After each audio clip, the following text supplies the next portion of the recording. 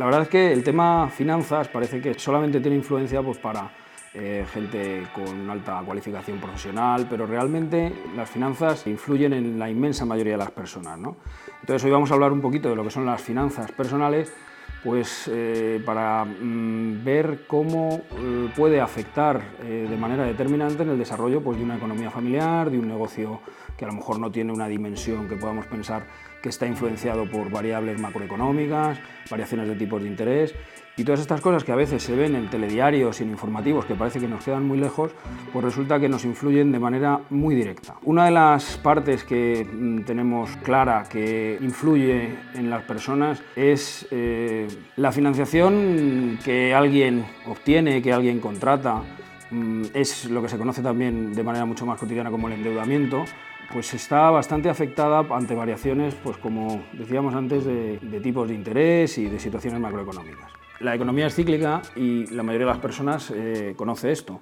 Lo que pasa es que luego a la hora de tomar decisiones bastante importantes, pues parece que se nos olvida, ¿no? Generalmente yo siempre explico esto desde un punto de vista de la estática contra la dinámica. Cuando nosotros tomamos información para tomar una decisión en cuanto a financiación, nos fiamos mucho de la estática. ¿Esto qué es? Pues las características que tenemos en un momento determinado. Y a veces nos olvidamos de que hay variables que son fundamentales en esas financiaciones que pueden variar a lo largo del tiempo. Uno de los ejemplos más claros que tenemos en este aspecto son las hipotecas, ¿no? La gente firma hipotecas a tipo de interés variable y la verdad es que es bastante descriptivo, ¿no? El tipo de interés variable va a variar. Si de ahí lo que hacemos es tener claro que el tipo de interés es el precio, podríamos decir, del alquiler de ese dinero, pues lógicamente si varían de una manera significativa, como ahora veremos en un ejemplo, pues afectará seguramente a mi plan de financiación. Cuando alguien se enfrenta, vamos a hablar por ejemplo de un tipo de hipoteca medio en el que la cantidad la podemos fijar en 250.000 euros y el plazo de amortización de la misma o de devolución de la misma pues son 30 años, vamos a ver cómo hay una gran variación, como pasar por ejemplo del 1% al 5%. Entre los años 2006 y 2010 este incremento de tipos se llevó de una manera, no de un día para otro, pero se llevó de una manera más o menos continuada y luego pues, en la actualidad pues, tenemos un descenso de esos tipos de interés pues, que están ahora pues, en mínimos históricos en la zona euro. Vamos a ver esas cantidades que yo creo que es como se entienden mejor las cosas. Si nosotros tenemos una hipoteca, como os decía, con una cantidad fija de 250.000 euros para devolverlo en 30 años y tenemos un tipo de interés bajo al 1%, la cuota mensual que tendremos que afrontar está alrededor de los 800 euros.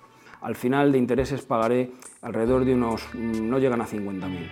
Si pasamos a tener un 5%, que es un incremento importante de los tipos de interés, pero tampoco es nada que no hayamos visto previamente, esa cuota pasaría alrededor de unos 1.350 euros. Estaríamos hablando de más de 400.000 en total. Este incremento de unos 500 euros sobre una cuota de 800 es más que el 50%. Y yo creo que es bastante fácil de entender que ese incremento no planificado pues puede generar bastantes problemas pues, en una economía familiar o en la economía de una empresa para la devolución del préstamo. Podemos pensar, ¿y cómo voy a hacer yo si yo no sé lo que va a pasar? Yo siempre digo que la dinámica de la economía me tiene que obligar a generar una serie de escenarios. Escenarios en los que obviamente voy a analizar la situación actual, pero siempre tendré que ver con información histórica, con canales de variación de tipos de interés, pues generarme unos escenarios entre los que yo diga, bueno, ¿qué pasa si el tipo de interés sube al 5 al 6% o qué pasa si baja del 1%?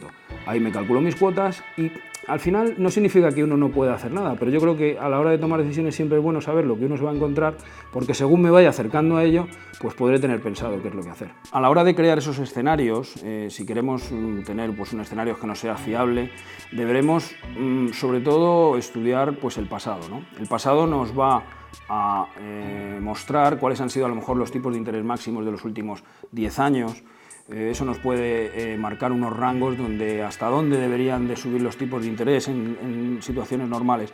Otra cosa muy interesante es ver si tú vas a firmar un tipo de interés variable, ver en ese momento qué tipo de interés fijo se están firmando en los bancos. Eso me va a dar también una medida bastante fiable de hasta dónde puede llegar en un espacio temporal de los 5 o 6 próximos años.